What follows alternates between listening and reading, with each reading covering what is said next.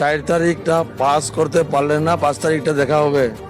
যদি 4 তারিখেই শেষ হয়ে যায়, তো 5 তারিখে তো আমরা যাদেরকে উচ্ছেদ করার কথা নিয়ে আলোচনা করছে, ওই সব বাড়িতে আমরা ফুলের গাছ, বিভিন্ন ধরনের ফলের গাছ আমরা লাগাইয়া আমরা আনন্দ উৎসব করব।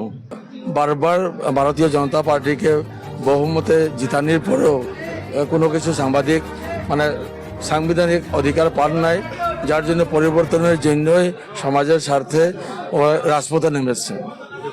আর বিরোধী দলের চরিত্র যে এইটাই ওদের চরিত্র, আসল চরিত্র। ভারতীয় জনতা পার্টির যারা হাইব্রিড ভারতীয় জনতা পার্টির কয়েকটা নেতা, ওরা হিংসার দিকে অগ্রসর। পবিত্র মনে কেনে কাজ করতে পারে না, কেনে ইলেকশনে চ্যালেঞ্জ করতে পারে না। যদি ইলেকশন খেলতো, তে রুলস এবং ইলেকশন কমিশনের গাইডলাইন্সে খেলোক, কেনে চুরির রাস্তা জবরদস্তি কেনে। আমরা যদি জবাব দেই, কালকে কি যে পজিশন হইব, ওইটার জবাব ওইটার জন্য কে দায়ী হবে? আমরা কিন্তু এখন পর্যন্ত আমাদের জনসাধারণ সহ্য করতেছে, কিন্তু সহ্যের একটা লিমিট থাকবে। এটা একটা হাস্যকর বিষয়।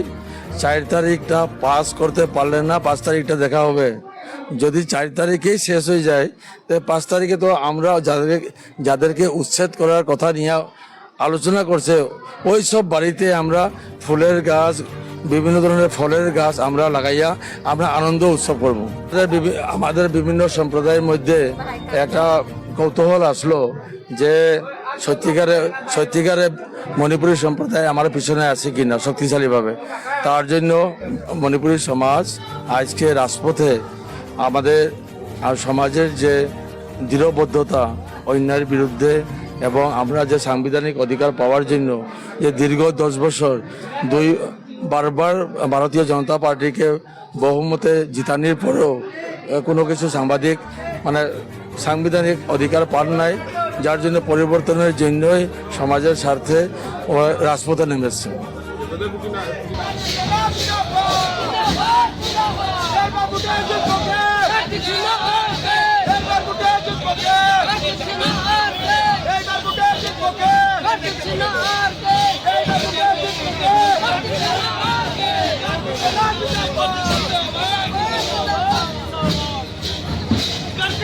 जिंदाबाद जिंदाबाद